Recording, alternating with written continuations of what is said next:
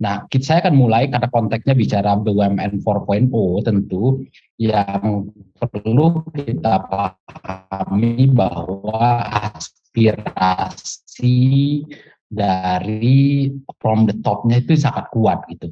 Jadi topik ini jadi sangat, dan isu negara ini gitu, bukan cuma isu bisnis, bukan isu korporasi. Bapak Presiden sudah menyatakan penguasaan terhadap teknologi itu jadi sangat penting. Bahkan saya kira beliau sudah menyebutkan angka-angka penting di dalam target pertumbuhan ekonomi digital Indonesia, termasuk gap-nya gitu. Bagaimana kita kekurangan digital talent, angkanya cukup besar gitu ya. Kalau nggak salah saya ingat hampir lebih dari 600.000 atau 9 juta talent sampai 2023 begitu, dan rata-rata sekitar 600.000 orang per tahun. Gapnya sangat besar.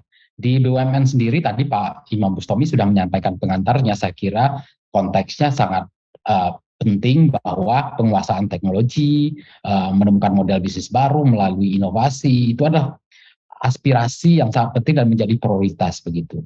Sehingga dapat dikatakan bahwa sebenarnya digitalisasi, penguasaan teknologi ini merupakan masalah bangsa, ini bukan cuma masalah korporasi. Tetapi nah, sebagaimana saya sampaikan tadi, saya cukup beruntung berada pada korporasi-korporasi di mana memang sedang menghadapi disrupsi digital. Nah, kira-kira saya kira banyak berdiskusi juga dengan SWA, dengan Pak Kemal dan beberapa teman di sini terkait bagaimana era digital disruption terjadi dan mendisrupt industri telco dan banyak industri. Gitu. Diskusi kita kan pada saat itu bagaimana misalnya hospitality didisrupt oleh perusahaan teknologi yang tidak punya hotel gitu. Tetapi 3 tahun terakhir kita melihat sesuatu yang memang fenomena luar biasa. Digital disruption justru didisrupt oleh apa yang namanya COVID-19 gitu. Bahkan perusahaan tech yang berbasis teknologi tadi banyak juga yang kemudian kena keimbasnya gitu. Artinya akselerasi digitalisasi itu sampai pada titik yang memang kita nggak bisa bayangkan lagi, kecepatan, agility menjadi kata kuncinya begitu. Jadi saya rasa konteksnya tidak ada isu apakah ini penting atau tidak untuk kita. Tone from the top-nya sangat kuat, konteksnya juga sangat penting, bahkan boleh dikatakan dalam 1 dekade terakhir diskusi kita berada di sekitar area ini begitu. Nah, next-nya adalah bagaimana di pharmaceutical sendiri? Nah, nanti Pak Sony mungkin agak banyak bicara tentang healthcare gitu ya. Kalau saya bicara tentang pharmaceutical, dalam banyak literatur, pembahasan, riset, kita tahu tadi Pak Isma menyampaikan kalau dalam konteks digital cortex terjadi peningkatan gitu dari posisi 13, sekarang kalau nggak salah di peringkat 8, artinya ini termasuk industri yang memang kena disrupsi digital, tetapi bukan industri yang termasuk cepat di dalam adopsi digital. Saya ngambil contoh saja di sini dari analisis ini gitu ya. Banyak industri yang justru adopsi digitalnya jauh lebih cepat. Retail udah pasti gitu kan. Dulu jualan sepatu misalnya, salah satu sepatu yang banyak Bapak Ibu pakai untuk lari gitu, sudah sekalian dengan apps-nya gitu. Udah jadi lifestyle gitu. Kemudian di telco dan tech udah pasti. Dalam beberapa tahun yang lalu saya banyak bicara bagaimana OTT mendisrupt telco begitu. Kemudian di financial services sudah pasti begitu. Tadi beberapa disebutkan teman-teman dengan munculnya terakhir ini sebelum munculnya kita bicara Bitcoin gitu ya, kita bicara digital money gitu. Sebelumnya kita bicara tentang bagaimana digitalisasi di banking juga. Tapi healthcare terutama dan pharmaceutical jarang nih kedengarannya, dan ini termasuk yang memang ternyata menurut riset juga termasuk yang adopsinya slow. Kalau pakai buku yang sama disampaikan tadi oleh Pak Joko gitu ya, digital leading digital, kita tahu bahwa banyak company healthcare dan terutama pharmaceutical ini termasuk yang kira-kira adopsi digitalnya ini termasuk yang berada di kuadran di bawah, beginners begitu.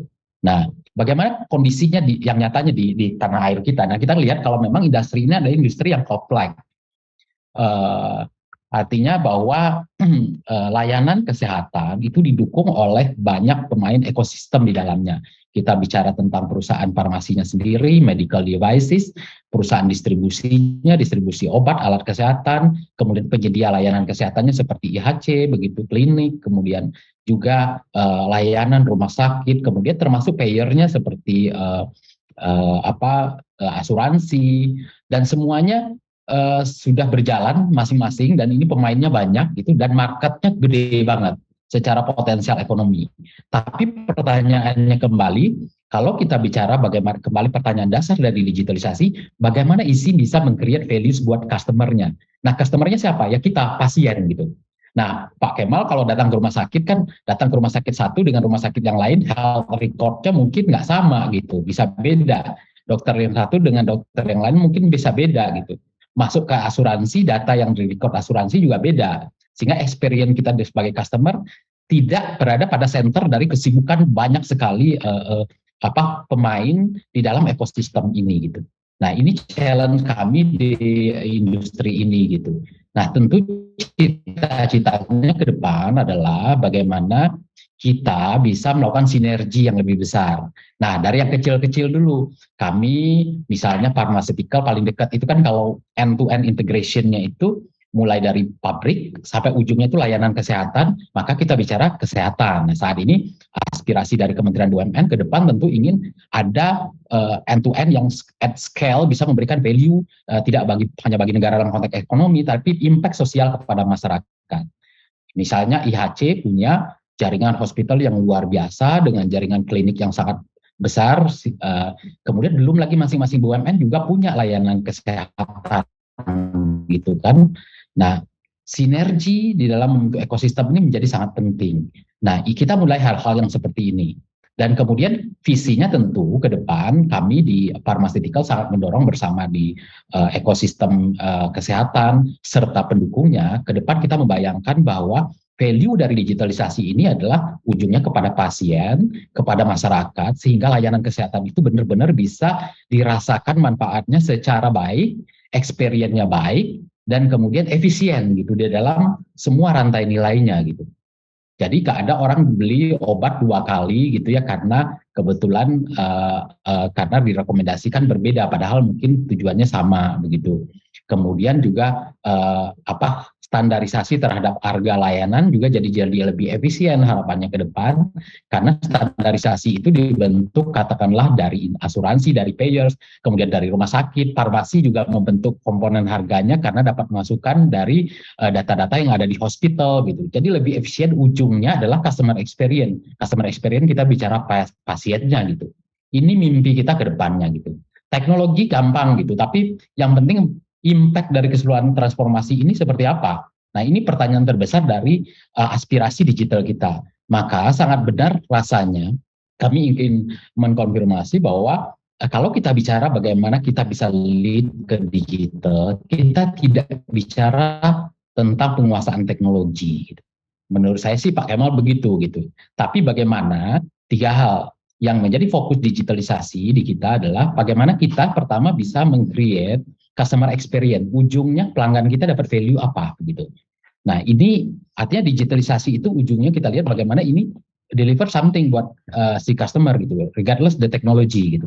Kemudian yang kedua, bagaimana digitalisasi itu bisa memberi value pada bisnis kita dan lebih efisien, lebih seamless, kemudian lebih efektif melalui transformasi di dalam business operation kita, melakukan koneksi di dalam sistemnya sehingga nanti verifikasi pembayaran itu lebih cepat, sehingga ini secara bisnis proses jadi lebih baik gitu ya, tinggal nggak ada istilahnya tunggakan-tunggakan yang memang terlalu lama karena tidak terverifikasinya dokumen misalnya seperti itu, sehingga kecepatan di dalam pelayanan lebih baik. Dan terakhir baru kita bicara bagaimana apa yang dikatakan Mbak Li tadi sebagai finding the new opportunities, yaitu bisnis model baru.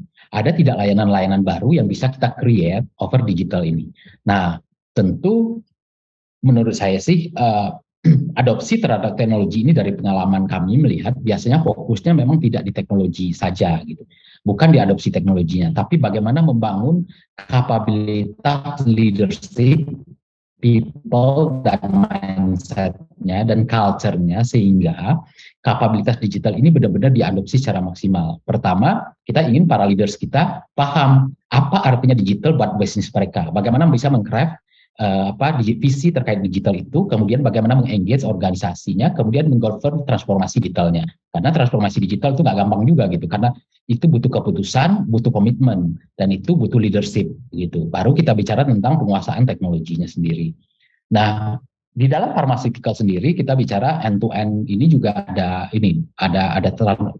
aspirasi untuk melakukan transformasi digital. Pharma 4.0 kita bicara mulai dari manufaktur, laboratorinya, operasi di operationnya, kemudian juga bahkan sampai ke workforce-nya tadi banyak disinggung oleh para pembicara dan juga sempat disinggung oleh Pak Imam Bustomi, bagaimana kita melakukan fokus dengan penguatan research melalui Business Center of Excellence dari BUMN, kemudian penguatan di learning gitu.